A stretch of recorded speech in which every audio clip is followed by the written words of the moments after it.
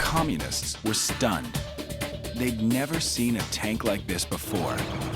Nothing they had could stop it. The British-designed, British-built Centurion. Tearing up the steepest hills, this heavy metal monster seemed to defy gravity. More than 60 years later, the Cold War superstar is still a contender. No other tank has fought in such diverse campaigns for quite so long. Or inspired today's greatest battle tank. Oh, here we go, another one. Ah! On opposite sides of the Atlantic, from England to Canada, two tank crews are working to bring their Centurions back to full working order. But they're in for a long, tough tank overhaul. Oh dear, oh dear, oh dear, oh dear.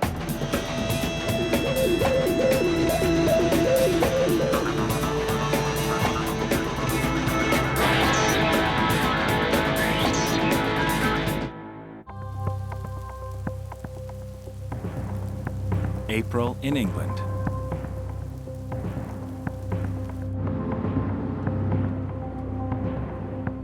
One of the most experienced tank crews in the world is getting ready to rebuild a legend. Now what do we do now? Pour some oil into it and turn it back the other way, or...?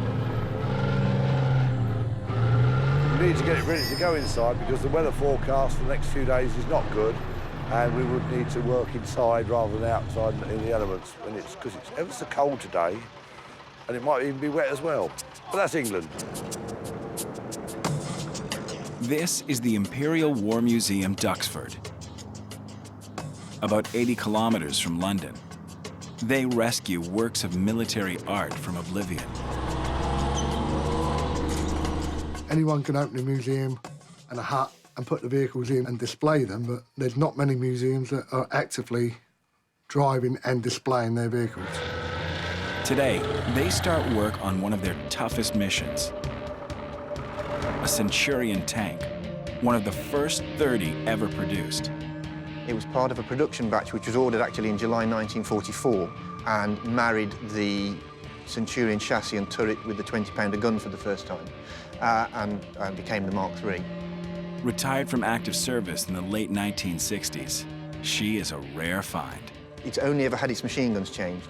Most of the other Centurions that stayed in service had extra armour added, an extra 2 inches of armour added onto the front plate. They had the rear turret hatch changed, the breech was changed, the tank was upgunned. This tank is the biggest restoration we've done for possibly 12 to 15 years. They already have a number of Centurions in their collection. Some are static, some are in full running order. But this restoration is significant. It will give the museum its very first working Mark III. Designed during the Second World War, it arrived too late for combat, but went on to provide excellent service during the Korean War.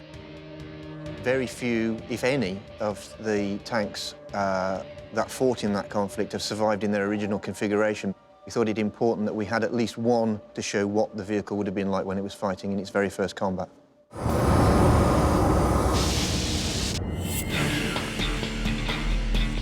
The Centurion wasn't a static design. Unlike other tanks, it could be upgraded, up-armored, and up-gunned. Major upgrades resulted in a new mark number. By the early 1960s, this chameleon tank had been assigned 13 different mark numbers. Before we do the gun, that needs to be sorted out as one job. We also need to look at the wings, the thin metal work, track guards. They all need to be photographed, recorded, and then taken off. If I can get out that way, that'd be better, because I'll just go round the hill and come up the hill. This is no weekend assignment. It's not even a summer job. This tank is in terrible shape. There's so much to do. The crew is going to need years to bring it back to life. Very badly corroded. We can all do a 3-month restoration blowover job with paint, but that's not my interpretation of restoration. My interpretation of restoration is back to bare metal, start again.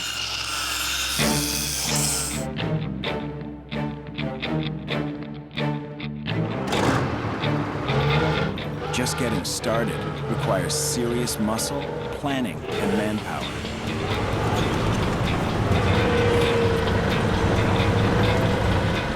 It takes a tank to move a tank. A Centurion armored recovery vehicle is brought in. Right, you lift it. Yeah. That's about 50-odd, 60 kilos, maybe more.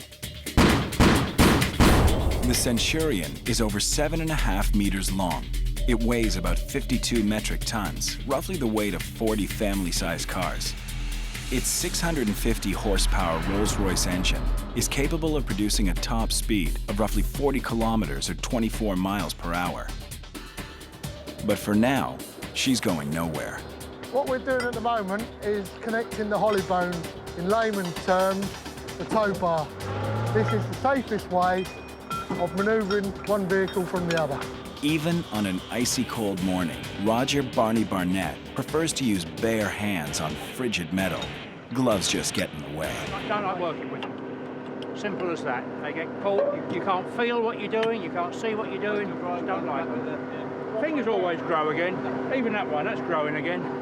We do this all the time, but we don't do it every week, as you can imagine. They're only moving the Centurion a few hundred yards, but this experienced crew takes no shortcuts. It's too easy to get injured. You tell me what we're doing, and then I'll do it.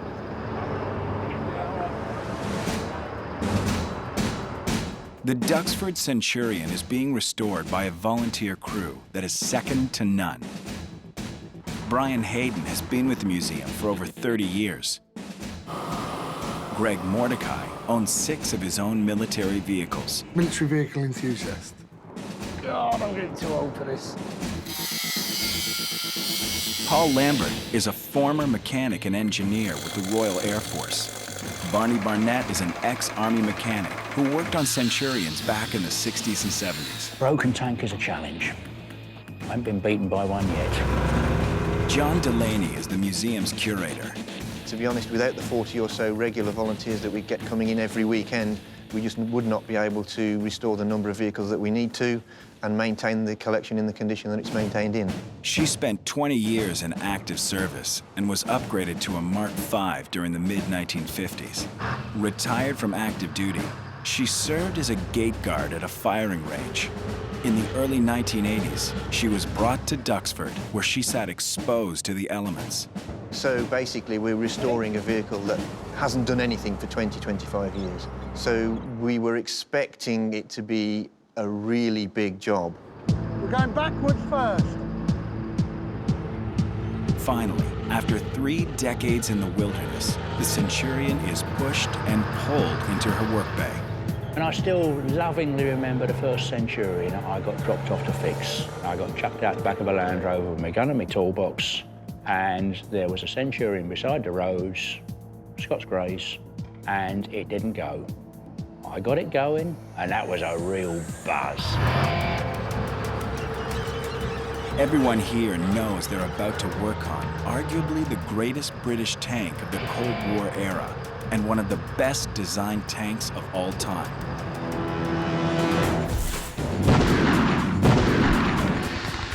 For the British Army, building the Centurion was an act of survival. The Centurion was needed principally because the British came up against the Panther tank in Italy in 1943, and they had absolutely nothing that they could combat the Panther tank with.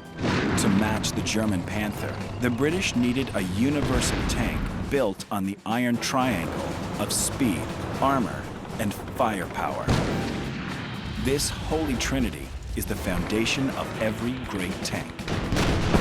It's the best combination of firepower, manoeuvrability and protection that the British armour had had. And the Centurion incorporated other innovations that made it a much safer tank. Instead of using hydraulic lines, which were highly flammable if hit in battle, the turret was powered electrically.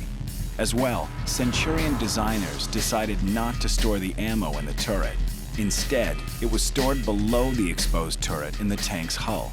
And so the chances of it being penetrated in battle was considerably diminished. With all its innovations, the Centurion was a quantum leap forward for British tanks. There's no two ways about it.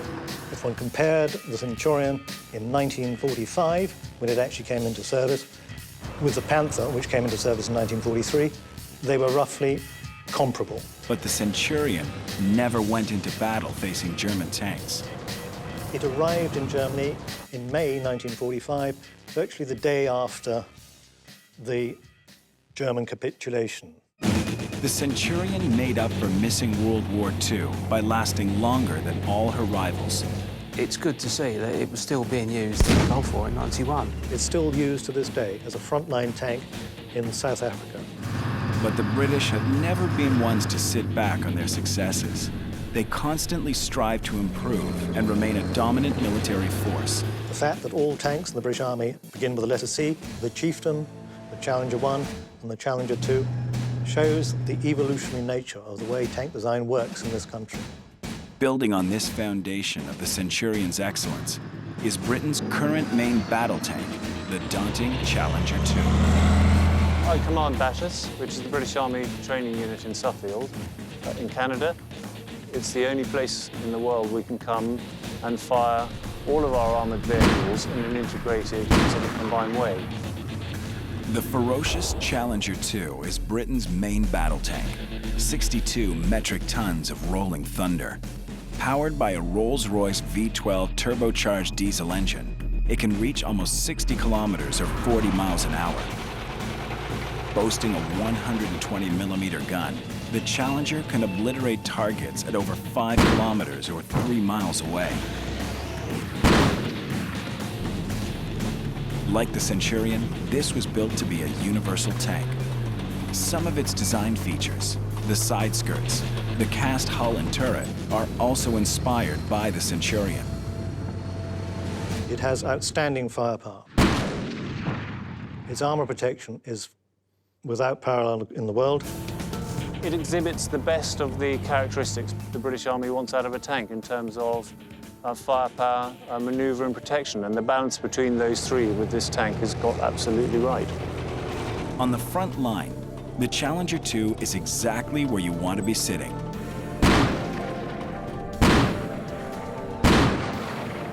Well, protection is a big factor to us, and in terms of armour protection, this is the best protected tank in the world.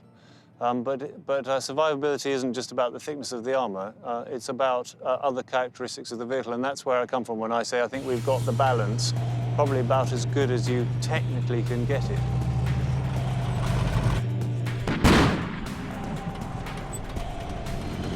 I was commanding a battle group in Iraq 2 years ago now, and it absolutely not only saved lives in my battle group, but gave us the edge in that when people did try to get at us, we could hold our ground, work out what we wanted to do, and then take the initiative again, as opposed to having to become reactive from the very word go. Every modern British tank owes a huge debt to what is perhaps the greatest British tank of all time, the Centurion.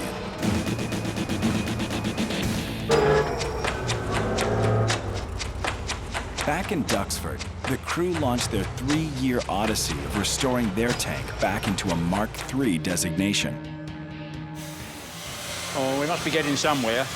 How are we doing, Brian? We getting Halfway along with it. good. Joining the dots. There you go.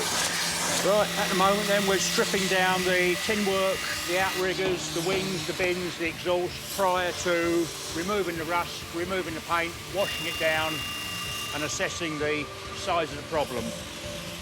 Most of the bolts are coming out with a 1/2-inch square drive socket and a fair bit of oomph behind them. We're just cutting the heads off, we'll drill and tap and start again in weeks to come. For what's left, we can always stand it up, we can bend it up and work around it, can't we? And then straight out and on the floor, that's it. Removing the tin work is just the beginning of a serious top-to-bottom tank overhaul. Coming up, a Canadian crew begins cracking open their rusted Centurion. My fingers in there. Oh, ouch.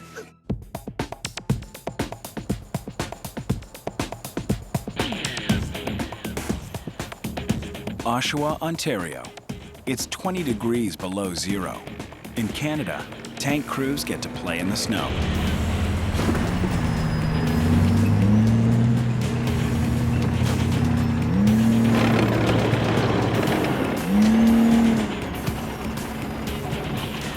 But this is no private playground.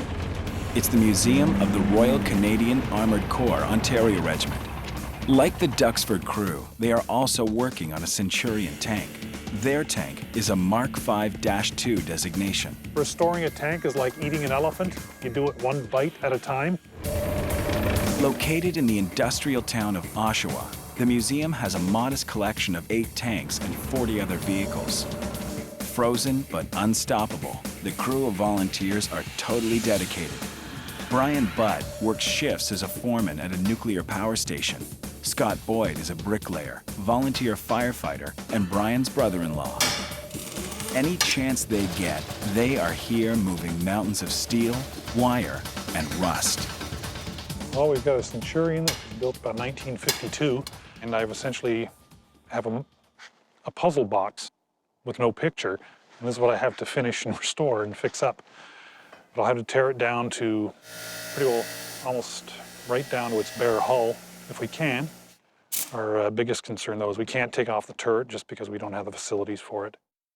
The job at Oshawa is just as big as the Overhaul in Duxford, but this crew has to tackle it with a much smaller toolbox. Now, a Centurion being a completely different kettle of fish. It comes from Britain. Most of the fasteners are Whitworth. They're not SE or metric, so there's a completely different set of wrenches required. The threads on the nuts and bolts, if they're stripped, well, we can't get replacements. Hey, let's go. The museum actually owns 2 Centurions. This gate guard is beyond salvage and is being used as a parts donor. The real museum piece is buried in snow out back, waiting for spring. 1, 2, 3. There. How long has this thing been sitting here? It's driven into place about 20 years ago. I believe it. It's coming. Gentle. Holy moly. What we're hoping to get out of here is a pair of radiators, but trying to figure out how to get the radiators out is a royal nightmare. We're getting stuck. Main designs of the Centurion was they had to be so heavy, had to have such an armament, had to go so fast, but they never thought of the poor buggers got to work on it.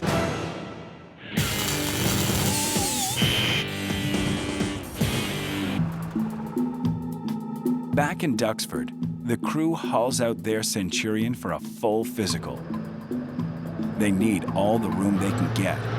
A big part of every overhaul is just figuring out what shape the tank is in. The crew begins by inspecting the engine. It had the classic Meteor engine, which was based on the Merlin engine used in the Spitfire, the Hurricane, and the Lancaster bombers of World War II. The Centurion is gas-powered with 2 internal fuel tanks on either side of the engine. It has an automatic transmission with 5 forward and 2 reverse gears, and its power-to-weight ratio is 13 horsepower per ton. Sometimes they come up easy, sometimes they don't. Ready? Ready. 2, 3. Oh, that's easier. It's a lot easier. We're just inspecting the gearbox now to see if there's anything we need to take off, and we found that all the linkages have been disconnected, the drive shaft has been pulled out, and the actual gearbox is free. It turns. June 1950. The Cold War erupted. North Korea invaded South Korea. To hold back the communists, the United States rallied an international force at the United Nations. Fighting alongside Canada, India, Turkey, Greece, and other countries was Great Britain. Her tank of choice was the Centurion Mark III. The first time it saw action was in 1950 during the Korean War, in a theatre of operations completely different for which it was designed for. But the Centurion proved that it was a remarkable tank in such conditions. With its hills, mountain ranges, and paddy fields, Korea was not ideal tank territory. But this tank couldn't have cared less. Its ability to climb hills was phenomenal. The Centurion could get up a steeper slope than any of the American vehicles there, And the Americans actually prized having the British armoured regiments nearby because they could basically get the Centurions on top of these very high hills to dominate the battlefield. The Chinese lived in fear of this tank. The Centurion's superb mobility was backed up by a ferocious gun and first-class armor. This triple threat was a perfect example of the Iron Triangle, essential to any great tank.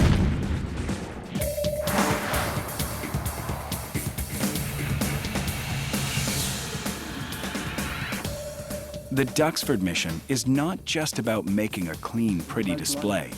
Everyone here is a serious historian. They want a specific tank that is historically accurate. It looks complete, yes. Yeah.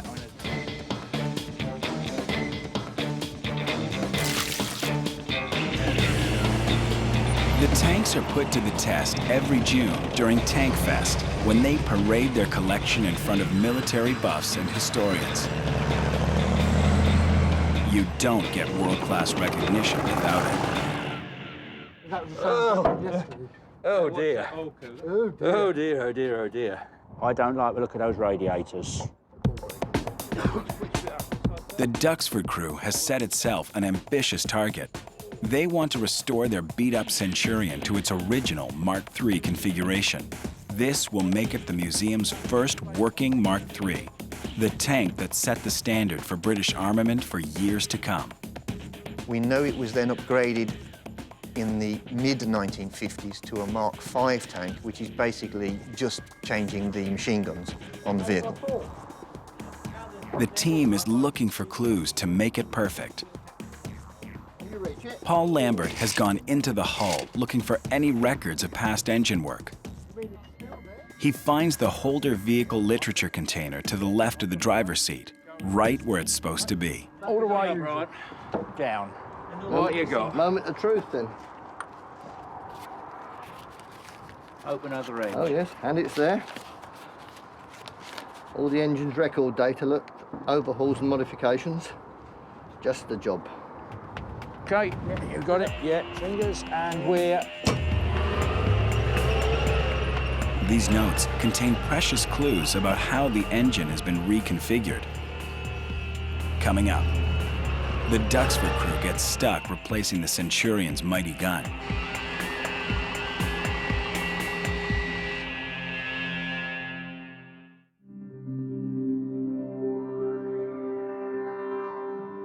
Has it got any age plates on it? Any mark numbers on it? Salvaged from an army shooting range, this Centurion is being overhauled back to its Mark III designation. Well, to get the Mark III back to a Korean War standard of that period, you're talking to about 7,000 to 8,000 man-hours to restore this vehicle. I would say, on average, 2 to 3 years of hard graft to restore that vehicle to running condition. Today, the crew will swap guns so their Centurion gets the right gun to be a Mark III. How would you ever see that? It came out nicely there, didn't it? Wiggling a fiddle, plenty of grease on it. Whoever last put it in obviously greased it thoroughly. In its current configuration, the Centurion has an L7 105mm gun. This was the standard Centurion Mark V armament in the 1960s. To be an accurate Mark III from the early 1950s, their Centurion needs to be fitted with the earlier 20-pounder gun. We haven't done a barrel change here ever in the 22 years I've been here. We haven't done anything as deep as that before. Quite a lot of research went into that. Luckily, the museum locates a 20-pounder gun in their collection. The first gun comes out without much of a struggle. The 20-pounder is a tougher fight. Yeah, I told you to do it wrong. Keep going. The plan is now, because we haven't got the weight of the tank and the turret on this mounting frame, we're going to relift the mounting frame back towards the crane vehicle and then lash the framework to the vehicle. And we'll see how we go. Give it a try. Yeah, go on then. After sitting on the mantlet for 20 years, the gun refuses to come out. But this crew has seen this kind of resistance before. It just makes them dig in deeper. Ah, my finger. There you are. We're there now. I told ya.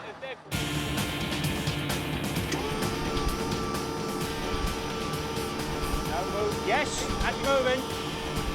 That's it. Right, we're off the threads. Now watch the swing.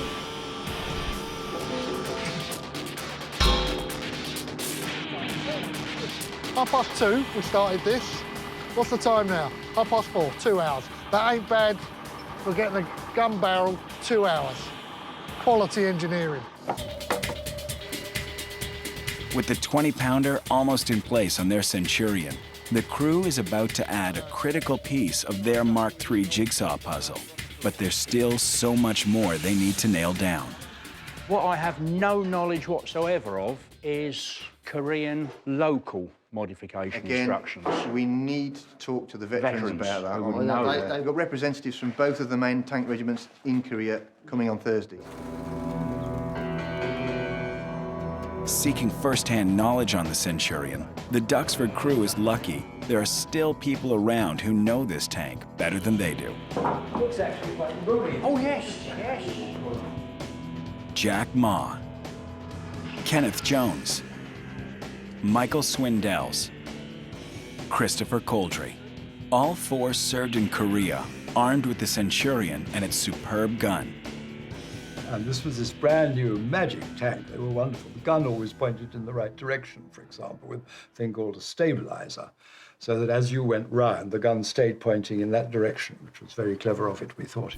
In the fall of 1950, Communist China joined the battle to support North Korea against the United Nations force. Chinese troops literally flooded the battlefield. And these swarms, like bees, like a swarm of bees were coming, however many they killed, however many they wounded, how many withdrew, more and more and more came again. At times, the tanks were completely covered with infantry trying to get inside the tank, putting sticky bombs on the side to destroy them. And so the other tanks had to shoot them off the banks of their supporting tanks. Oh, they were very brave. Yeah, you know, they were bloody brave. The Korean War bogged down into a deadly stalemate with two sides staring at each other across hostile front lines. We had the rather extraordinary situation where Centurion tanks were perched on top of hills, dominating the surrounding terrain, whereby they dominated Chinese positions. This is where communist forces confronted the terrifying accuracy of the Centurion's gun. The gun control equipment was of such a standard, I could put 20-pounder rounds down, and the Australians I was with would have the confidence of knowing that I could put a round down within 20 yards of where they were. It could take out little slits, observation posts, at up to a mile. It was a remarkably accurate weapon.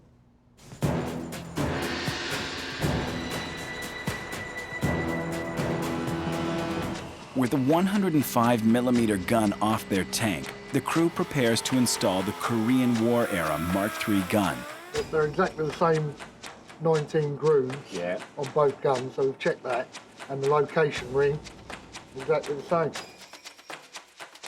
The barrel markings provide clues to understanding their tank's history.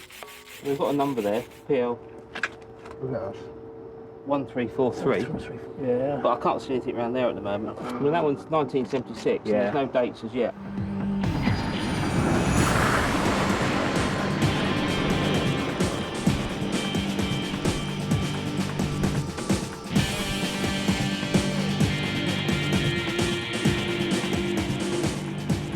Ready, Barney? Rotate. That felt good. Rotate. Stop. Bring it in. Very good. I think the pin has gone fully home. Now rotate the barrel 45 degrees. Done it. How's that, Barney? British engineering still holds up. The gun fits like a glove. It went in, obviously, as well as it ever did 40 years ago. It went in a lot easier than it came out. We're now back to what I believe would have been the original pattern, the A-type 20-pounder gun, as would have been fitted to the Mark III when it rolled out of the factory in 1949. The Duxford crew has taken a huge step forward. Now, it's time to dig deep inside the hull. Coming up, looking for long-lost parts at a swap meet in Canada. I don't know, I've never seen one of those. Yeah, right.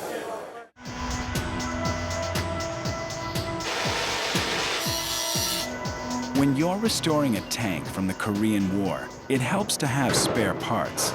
No one makes them anymore.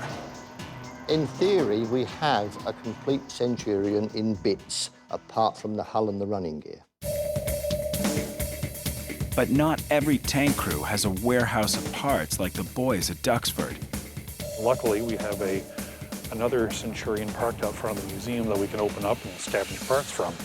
And hopefully we don't have the same broken parts on it. So it's more of a case of salvage what you can, refurbish what you can, and if you can't, well, we have to do without or find some other way of, some other museum that's desperate to get rid of Centurion parts. Yeah, we need some extra weight on that to pull it back. Now, unfortunately, it's got nothing inside it, so it's pretty well gutted except for a drivetrain and a driver's seat, which means we can use it for pretty well the parts we can. In search of missing parts and possible treasures, Brian and Scott spend a Saturday afternoon in the small town of Acton at the Royal Canadian Legion Hall. What's it going, 25 bucks for? I don't know, it says 25, I thought that was 25 feet. The big thing is to find whatever, mainly bits and pieces, like being a Centurion, parts are so specific, it's almost impossible to get something specific to a Centurion. But every now and then, Brian's refusal to quit wins out. Hey, Scott, I know that'll work off a 42 set with one of our radios. Yep. So for the correct radio for the Centurion, and the thing's brand new. Like, wow. The whole idea is you have around your mouth when you're talking, and you're just keying the microphone by pushing the button, which I'm assuming that's a button because I've never used one of these before. And to find one of these old things, not covered in dust, and brand new, still the grease paper on it is like, you almost want to just keep it bundled up and sell it on eBay like those Star Wars action figures. Still in original packaging. Like every great tank, the Centurion was built to win, with speed, firepower, and armor. During the Korean War, its solid hull was literally a lifesaver. Day in, day out, the Chinese would try and destroy these tanks with artillery. Often direct fire weapons, 85mm anti-tank gun, or 122mm howitzers. No matter what the Chinese threw at them, the Centurion never fell apart. No tank was knocked out either by direct fire weapons or by artillery. They got hit many times, no doubt about it. And this caused severe damage to the exterior bins, to the optics, to the radio aerials, things like that.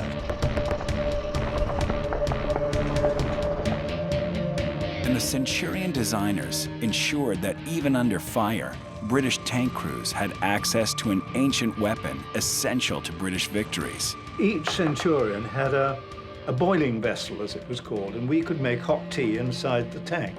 Now, if you're in the tank all night, which we often were when these patrols were out, you did keep warm. July 1953.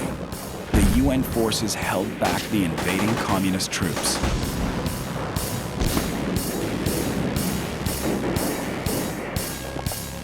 After 3 years of fighting, an armistice was signed. In the end, peace talks did come to a fruitful conclusion.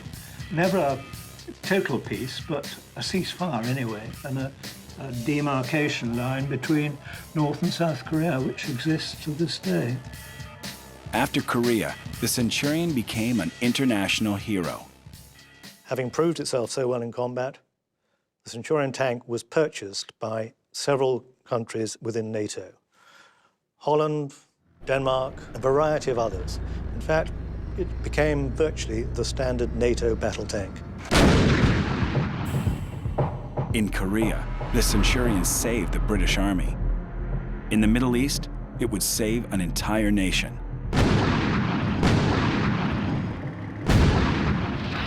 October 1973, Egypt and Syria invaded Israel. In the Golan Heights, the Syrians fielded about 1,500 tanks. The Israelis had 177, most of them Centurions. And for the first 36 hours, these were the only thing that stood between Israel and defeat. At first caught off guard, the Israeli army mounted a ferocious counterattack and pushed back the Syrian assault. In fact, one can state categorically that those 177 tanks, those Centurion tanks, saved the nation of Israel from destruction. Even to civilians, the Centurion became a legend. After the October War of 1973, when soldiers were inducted into the Israeli Armored Corps, their mothers stipulated that they wanted them only to fight in Centurion units because they thought their chances of survival were much greater.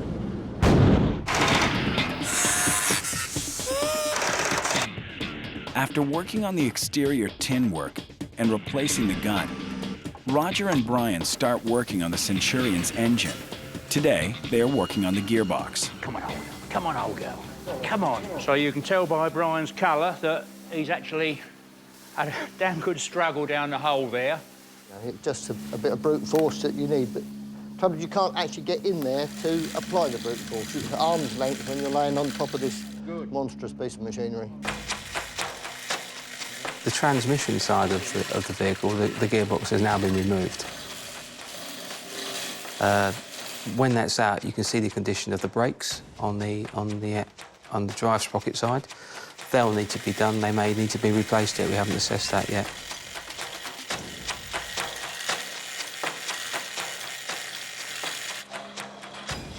I reckon that'll do you there. That way we've got room for a pallet and timbers to go underneath it. Give it some decent supports.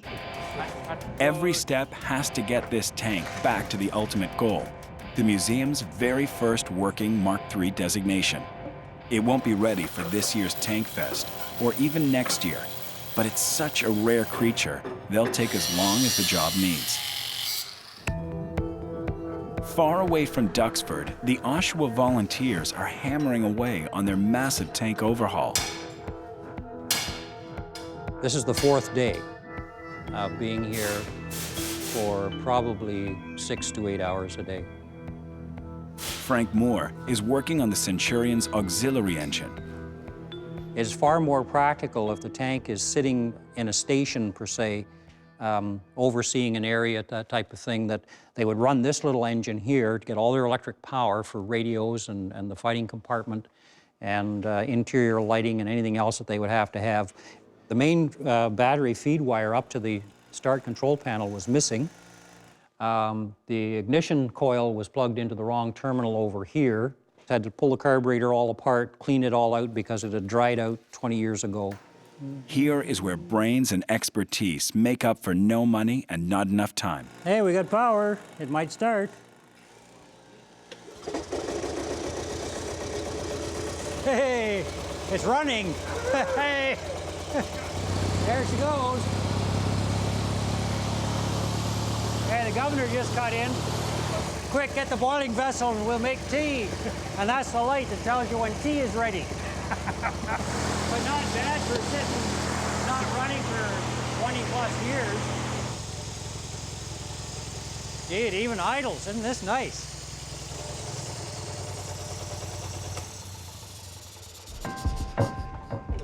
Hey! Okay, let's go for a beer. Yeah. Oh, yes. This is a major step forward, getting this, because we can install this in the tank, hook up the rest of the cooling system without the main engine being in, as long as we seal off those pipes, and we can run all the electrical system to troubleshoot our electrical system. But this is a really good day today. Coming up, a heavy metal party. The Duxford crew takes some time to celebrate with real tank lovers from all over the world. The Centurion, a main battle tank for Britain, was a key part of the NATO arsenal. Over 4,400 were produced and sold around the world between 1946 and 1962. With 13 Mark designations, it was so adaptable and far ahead of its time, it is still in action today. This is a design which is absolutely remarkable after 60 years in service to be still in frontline service. Springtime in Oshawa. This Canadian crew finally gets to work on restoring their Centurion Mark V-2.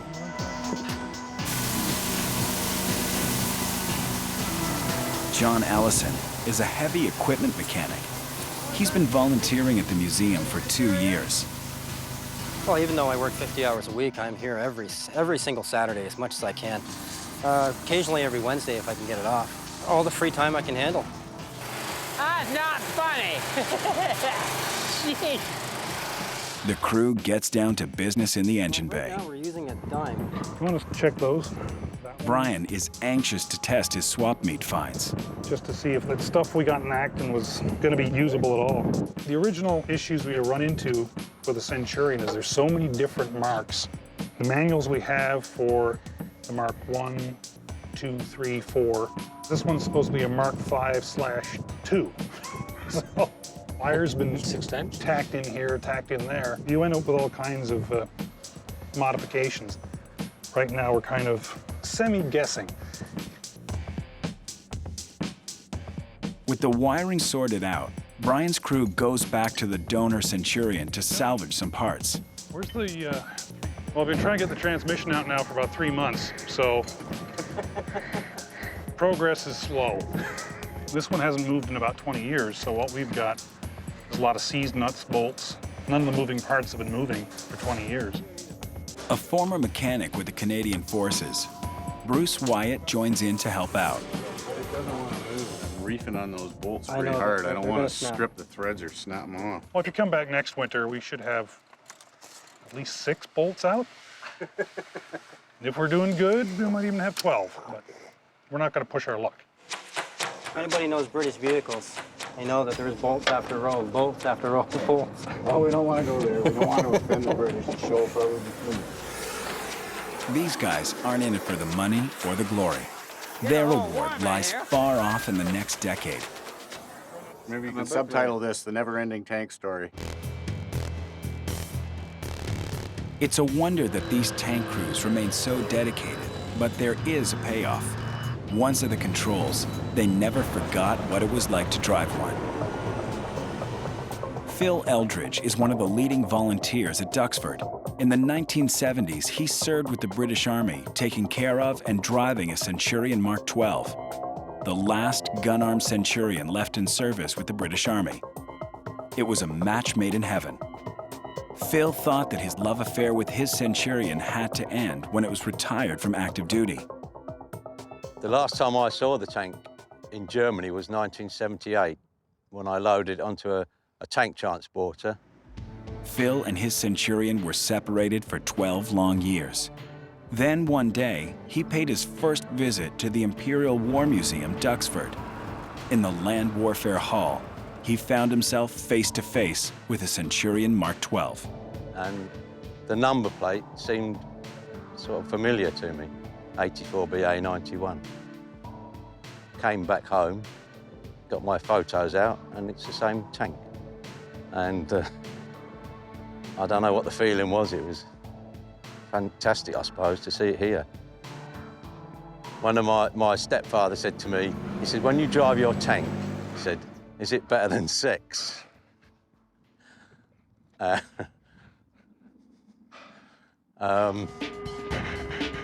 Duxford, every volunteer understands and shares that passion. You get a rush driving anything.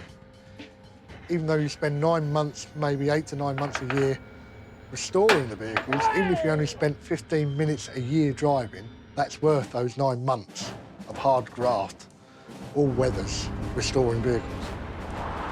I own 6 of my own vehicles of various tracked and wheeled versions and the motorbike.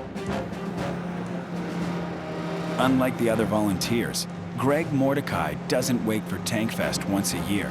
He can drive his dream vehicles anytime he wants. I always have to have a commander with me because I can't see all round the vehicle. And he can identify exactly what's happening in the road conditions, who's behind me, who's to the side of me. Just move over to the left now, if you're clear. Still clear. Clear.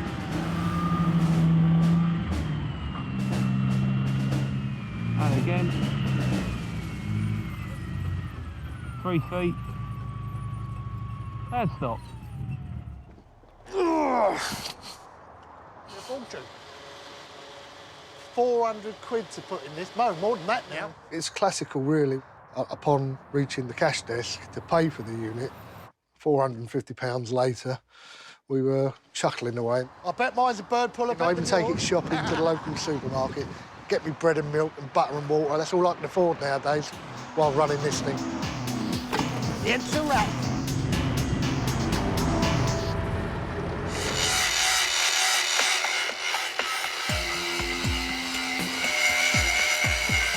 All winter long, the volunteers work quietly behind the scenes on the museum's other Centurion, moving it back to its original Mark III configuration.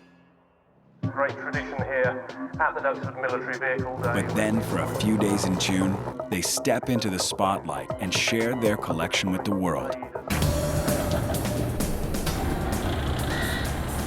Well, a very good morning, ladies and gentlemen. Welcome to the Imperial War Museum Duxford for the Military Vehicle Day. This is Tankfest.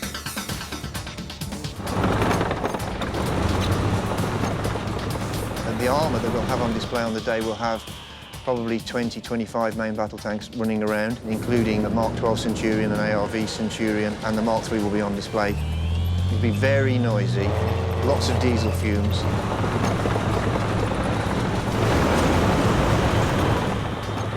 It attracts an awful lot of public visitors, and we usually get between 4,000 and 5,000, which makes it a super day.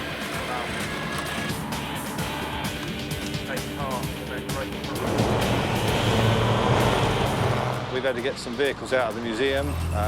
Some of the rarer ones we have here, the M40 self-propelled gun, the Conqueror British tank from the 50s, which is almost the only one running in the UK now. There's almost nowhere else in the world you can see this many operational armored vehicles on display. Amongst this collection of heavy metal, the Centurion is front and center.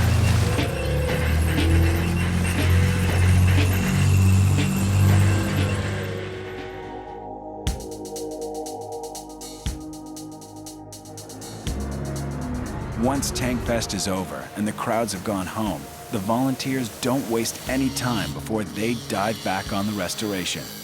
On both sides of the Atlantic, the volunteer crews dream of years to come, when they will be driving their own restored Centurions. Can you put your ear defenders on, please? I shall. Because I'm going to make loads of noise.